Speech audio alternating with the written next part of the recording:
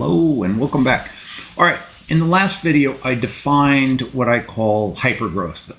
I think when people really talk about growth investing, they're talking about high growth investing, companies that are growing fast. It's not 6, 7, 8%, although frankly, 6, 7, 8% compounded for a long time produces pretty impressive results. So when people really talk about growth investing in growth companies, I think they mean growth rates certainly higher than 10%. And I think for a lot of people, it's higher than even 15%. Well, to distinguish that higher growth, I call that hypergrowth. It's hypergrowth. It's something that cannot be maintained forever by definition. Some companies have been able to do it for long periods of time. Very impressive. It's hard to do. And when I introduced the growth discussion, I talked about, kind of base rates. Companies don't grow that fast for that long. So companies that do go into hypergrowth are unique. They're interesting. And if the economics of the business can support that growth, then they produce spectacular financial results for their investors. Pretty simple. So we define hypergrowth as that high growth extended period. We based really the structure on some work done by Geoff Moore. I'm going to talk more about Geoff in this lecture. Started with Crossing the Chasm. I'm going to give a little history of my relationship with Geoff and the book and really the concepts. So in this lecture, I want to talk about the investment rules that surround, or I believe, or what you want to implement when you're dealing with high growth, hypergrowth companies. Now, one of the great things about people like Geoff Moore is they're incredibly generous.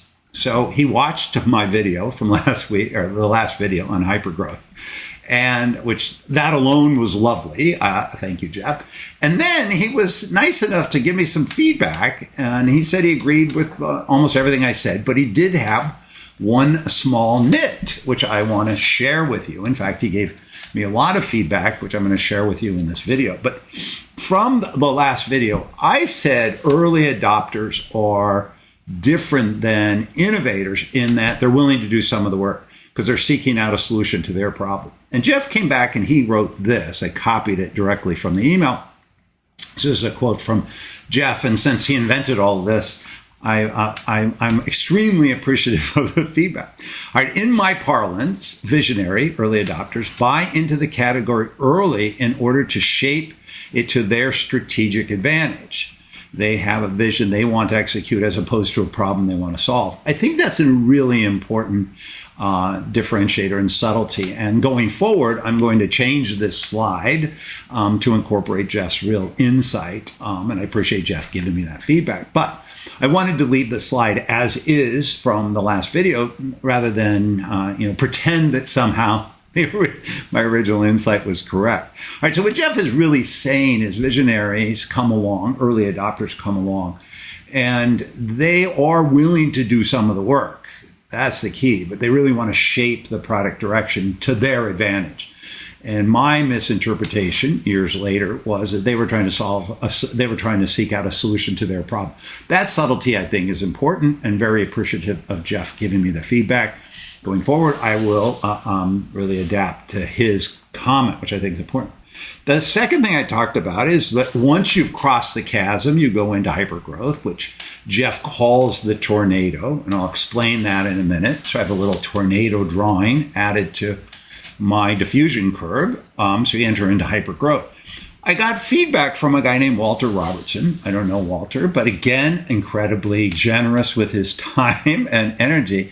And this is a slightly edited, more formatting from the email. He posted this on LinkedIn. I've never spoken to him. Again, I am extremely appreciative of the feedback. Best I can tell, having read some of his other work, is he really likes this Crossing the Chasm framework, but he's added a lot of insights. So if you're interested, I would connect with him on LinkedIn and go read some of his research. I've learned a lot going through what he had to say. Once again, I want to give him full credit, so I copied the post. Again, I edited a bit for formatting. And I want to read some of this because I think it's important. So what Walter says is the concept of a chasm is sometimes helpful, but a common misunderstanding is that once you cross the chasm, success is guaranteed.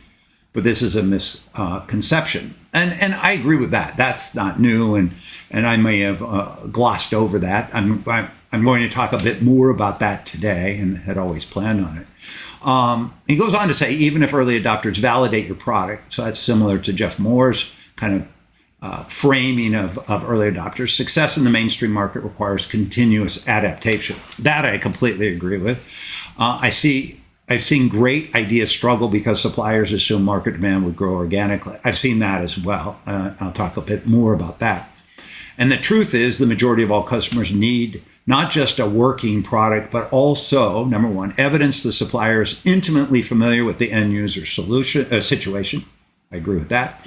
Proof the supplier is fully dedicated to the application in the industry. Good point. And a completely independent ecosystem that provides support and reassurance. That to me is the whole product. And I did touch on that in the last video. I'll talk a bit more about that now. And that's something that Geoff Moore talks a lot about.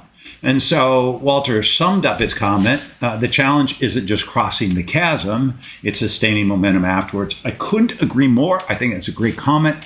Thank you, Walter. I appreciate that, and I'm glad I can add that to my slides. All right. So now let's go back history.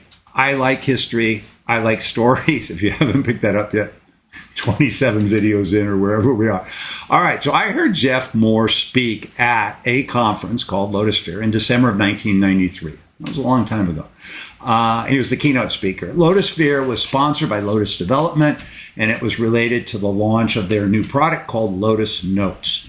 I was a software analyst at the time at CS First Boston, covering Lotus and Microsoft and a few others. All right. And Geoff talked about his new book called Crossing the Chasm. And I was so impressed by this book. This was back in the days before Amazon.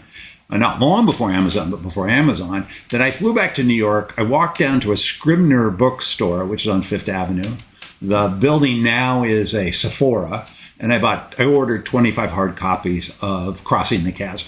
And I sent that out to all my institutional clients, shared it with my fellow technology analysts. I thought this book was the most important book I'd read on high-tech markets, high-tech market development, high-tech marketing, whatever. I just thought it was great. And Geoff absolutely is an absolutely terrific speaker. All right, so I became a real devotee of Crossing the Chasm. I incorporated it into all my research instantaneously. I'm a big believer that if you find a good idea and it fits, take it. Why would you fight it? All right. So in March of 1994, I was on an airplane flight from Palm Springs to San Francisco. Look at that. I have a typo. I don't finish the sentence. From Palm Springs to San Francisco in March of 1994. And I sat next to Geoff Moore. Completely coincidental. It's funny how these little events change your life. And I for the life of me could not place who he was. I knew who he was. I didn't think I'd ever met him.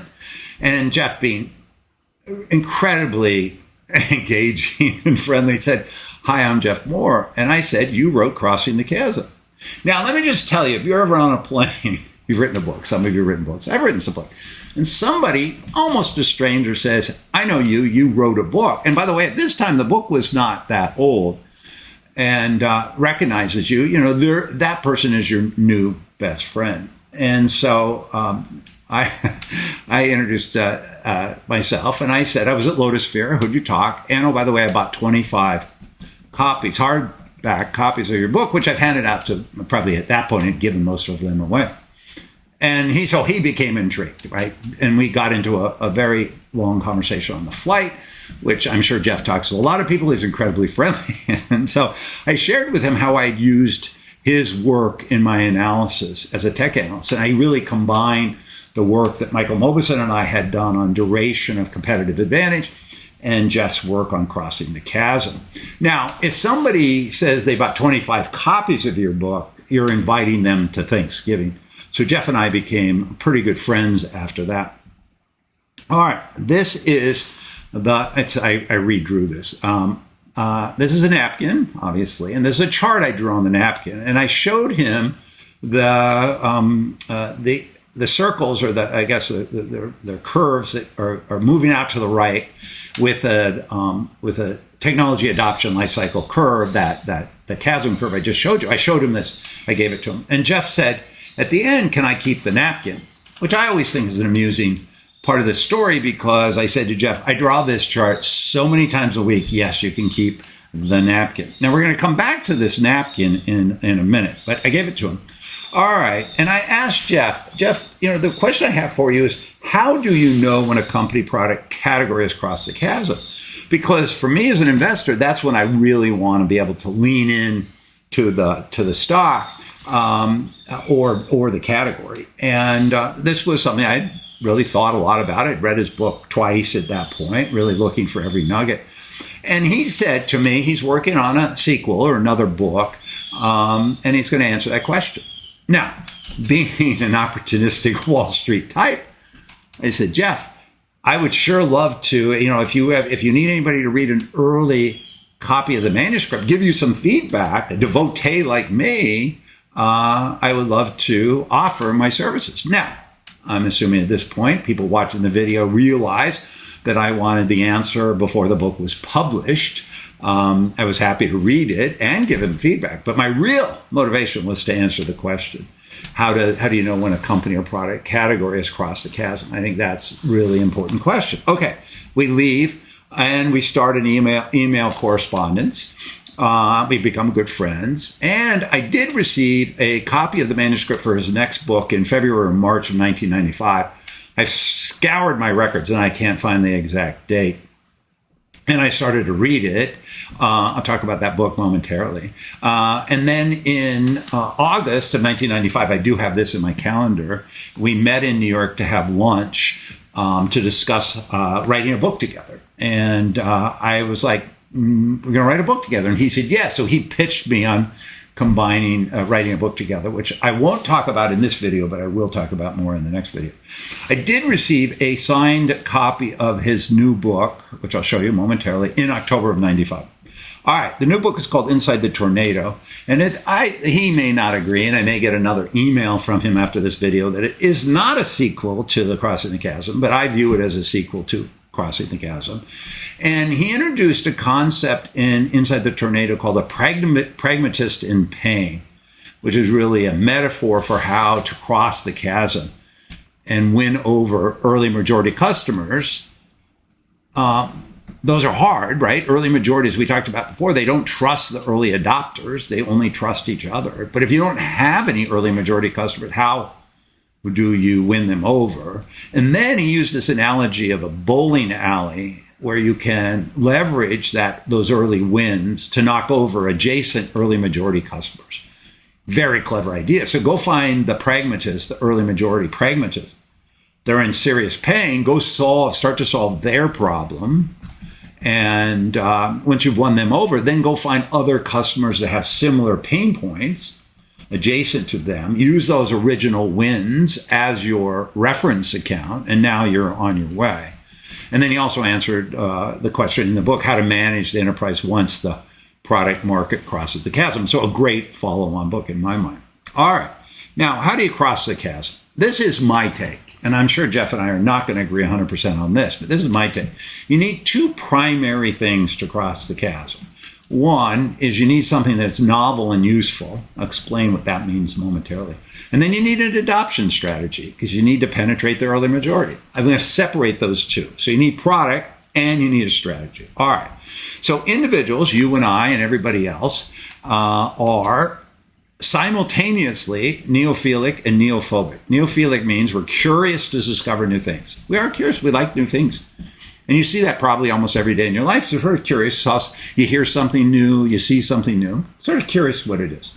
And then we're also afraid of anything too new, which is true because that causes change and some other psychological responses. All right. So if you're going to create something new that people are going to like, the most effective strategy is something called the familiar surprise, which was introduced by a guy named Raymond Lowery. Really clever idea.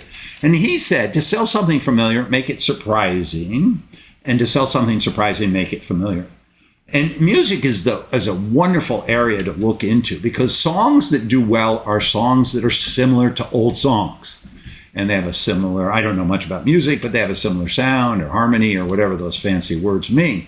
And you see that, and that's really important. And that's where I think Raymond Lowery got some of his early insights. All right, so let me walk you through a few products that I will argue are familiar surprises. The original iPhone. At the time, the Motorola Razr was the most important phone. I had one. Everybody, you had to be cool, you had one. So we all knew how to use a cell phone. At that point, it was second nature. Apple had already introduced something called the iPod Touch. They'd introduced the iPod, and ultimately the iPod Touch, and we all knew how to use that. That had pretty good penetration. Well, the next step is an iPhone. That's just a combination of a Razr or a cell phone of any type, plus the iPod Touch, and that's the iPhone. So that was an easy adoption cycle. That was easy for people to understand what it is. All right, the Tesla. I will argue it's a Mazda Roadster plus an iPad. Pretty easy to use. It operates very similarly to other cars. They added an iPad, which everybody had, which is a nice feature. And then the only difference was the way you fueled the car was through recharging the batteries rather than filling it up with gas. So that to me was fairly easy adoption. Although I said in the last lecture, have EVs crossed the chasm? I will argue no. And I think the primary reason is charging. And ironically, we have new policies in place to discourage EV, which is really too bad for everybody on the planet, but not a topic for this lecture. All right. This, what I thought one was cool. On the left is Netflix original red envelopes, which most people did. So, getting something from Netflix and watching on demand was known. And by the way, this is Verizon Fios at the same time. I went and looked it up. And so we were starting to understand streaming and on demand. And so when Netflix went to movies on demand and shows on demand, that was an easy adoption, easy adoption. So those are just a couple of examples where it was a familiar surprise, a little different, but familiar enough people knew what to do with it. All right. This is one of my favorite technology stories of all time. This is the Segway. And it was called Project Ginger. And there's a funny story on why it's called Project Ginger. Leave that as a homework assignment. And then it was under wraps. Dean Kamen was an incredibly creative product developer in New Hampshire. He was also incredibly paranoid. This was hidden away for over a year before it was introduced. And so here's the quiz for everybody on the video. Who said this invention is going to change the world? None other than Steve Jobs. And other than mall cops and a bad movie, had no impact. But here's the key. It's a surprise. There's no familiarity about it. And so I think it was somewhat doomed from the very beginning. All right, great. All right, so now let's shift. That's your product idea. I'd say novel and useful. Get something that is a familiar surprise. All right, adoption curve, the adoption process. Here's the question. How do you get a foothold with the early majority when there are no early majority references to leverage? Kind of a chicken and egg dilemma.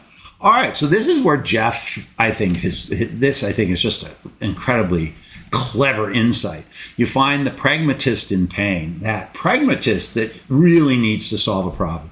So they want to wait until the product is done. They want to wait until there's a whole product. They would like other reference accounts or other pragmatists to go first, but they have no choice. They're in so much pain, they have to solve the problem. They almost feel a bit like an early adopter, although they're a pragmatist, and there are some conditions, but they're going to go without references. That's the key. So they're willing to entertain novel methods because it offers a way to reduce their pain, solve their problem. And they cannot wait for others to go first. Now, this is in reality a small segment. It's tiny part of the early adopter market, but these individuals are key to crossing the chasm. And as Geoff said, this is a quote from him, they are kindling that gets the fire started. That's the key. And then once you've won over a few of those, what I call PIP, pragmatist in pain, you can implement a bowling alley strategy to use those initial pragmatists in pain as pragmatic references for adjacent pragmatist segments. And so you've crossed the chasm. You may have a very kind of weak position, or you have a loose footing on the other side of the chasm, but you've crossed. The company's crossed, which is really important. All right. Now, once you've got into the chasm, I will argue there's kind of two fuels, if you will, gas to fuel the fire. One is viral and one is broadcast. Now, viral is one-to-one word-of-mouth endorsements. This is pragmatists talking to other pragmatists, early majority talking to other early majority. And that's the key. Now, we've learned a lot about viruses in the last few years. And the key to viruses is the viral coefficient, which means that if you infect more than one more person, and they infect more than one more person, then it will go exponential. And that is what really drives that tornado, is that viral coefficient greater than 1. That's the key. The other is, and this is less important, but it does work in some consumer-related products, which is the broadcast method of endorsement. That's one-to-many. That's Oprah recommending something or some other influencer recommending something. And if they're a trusted source, they can drive early majority adoption. All right, so that's sort of the key adoption. All right, so let's just say you've crossed the chasm. We'll come back to Walter's comments momentarily. You get into hypergrowth, the tornado. Then the question becomes, what are the investment rules? All right, so here's your investment rules. Number 1, only growth matters. This is sometimes hard for people to fully appreciate. What you'll see, I'm going to come back to that. What you'll see for most companies, particularly if they have robust business models, is profitability will expand in the tornado. And it's sort of simple. Revenue grows faster than expenses. And if they have a scalable model, a scalable business model, then that's really terrific and creates an enormous amount of value for shareholders. In scale businesses, which we talked about a few videos ago, there's often a winner take most in that market. So the company that gets to scale first tends to emerge as the dominant market leader, category winner. Now, this can take many years to unfold, which means you have a multi-year investment strategy or investment opportunity. And the key here is valuation does not matter. I'm going to go to the next slide because I really highlight those two. I think it's really hard for people to appreciate that in hypergrowth, only it matters is growth and valuation is basically irrelevant. The key here is you got to have a good business model, which I'll talk about momentarily. This is the key. Now, because valuation doesn't matter, the only thing that matters is growth. And therefore, do not violate the rule. If growth slows or stumbles, you're done. Investment thesis is done, sell the stock. Very hard for people to do. Very hard for people to do. I did a webinar on Apple. Apple hasn't grown in a couple of years. They're really hard to create a growth outlook for Apple. I don't know how you get there, but fine. Stock's incredibly expensive. Fine. I've talked to a number of people after that video that said, Paul, I own a lot of Apple. I have a huge gain in Apple. I don't want to sell it because it's going to trigger a tax burden and things like that. All right, fine. But the reason you own Apple, in theory, is because you thought it was going to grow. At least that's what the stock told you. It is no longer growing. The thesis is broken, and therefore you should not own it. But I understand the other constraint. So the key is only thing that matters is growth. Valuation doesn't matter. We'll get to the other side of that moment in a few slides. But do not violate the first rule. If growth slows, then the thesis is broken. That's the key. That's really the key. Now, you need return on capital greater than your cost of capital to make these good businesses. And if your ROIC is greater than your growth rate, then you create what Charlie Munger would call Lollapalooza. Those are two secondary rules. But you need a business where the return on capital is greater than the cost of capital, because otherwise you're not creating value for shareholders.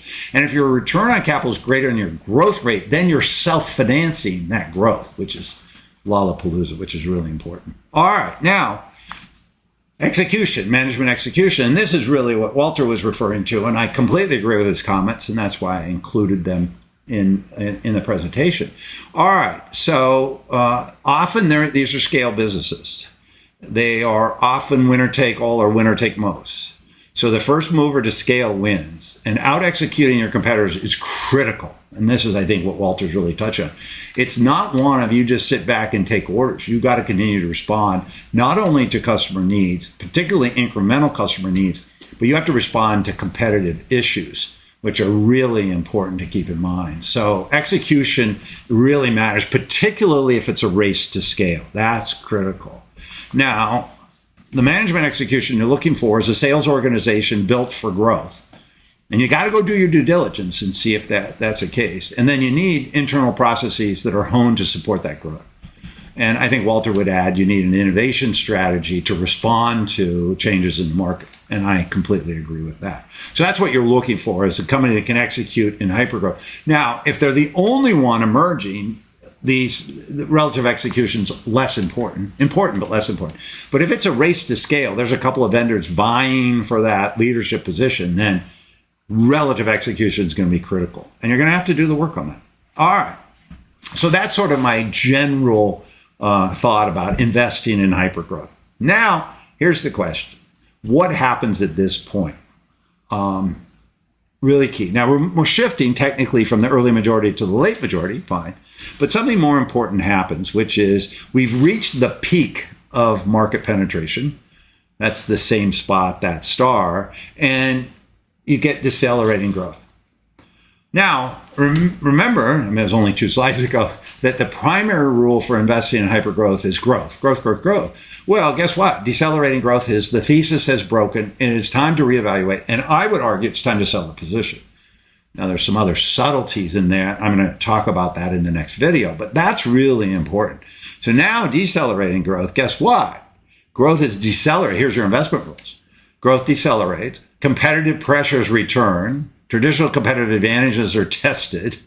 This may take many years to unfold, and valuation matters. So at the red star, you go from valuation does not, I mean, before the red star, valuation does not, growth is the only thing that matters. Valuation doesn't matter. To decelerating growth, now all of a sudden valuation matters. So if a stock trades at a very high valuation, because there is a belief among investors that growth is going to continue forever, for certainly the foreseeable future, and then we go into a period where that thesis breaks and now is challenged. Growth is decelerating. It's no longer hypergrowth. You're decelerating. You shift from valuation does not matter to valuation matters. And that, I think, is what people don't fully appreciate. That's when valuation matters. And you could have a big dislocation in valuation of a company where you go from valuation not really important, certainly not the primary driver, to all of a sudden valuation matters. The gap between those two can be significant. That could be 35%, 40%, 50%, 60%. And then what happens is that competition returns, competitive pressure returns. Now the industry is decelerating. Now people are fighting over incremental customers. So now we're going to test competitive advantages. So back to those lectures. And this could take a little while to unfold. Certainly can take a little while for the valuation to adjust. So that's sort of the key in when we get post hypergrowth. Growth decelerates and valuation matters. And that's really the key. So if you're investing in hypergrowth, you own the stock as long as growth is there. The moment growth decelerates or disappoints, you should sell the stock. And then you can come back to it. Most people won't. They'll hold on way too long. Fine. Because there's a huge difference in investor mentality in hypergrowth versus the decelerating growth. And the big thing is valuation. And you're going to see an adjustment every time. So those are sort of, I think that's the end. Yeah, those are sort of a quick run through in the investment rules around hypergrowth. I'm going to come back to it again. I had the opportunity to write a book with Geoff Moore, which I hinted, and we'll talk a bit more about that story in the next video. All right, thank you.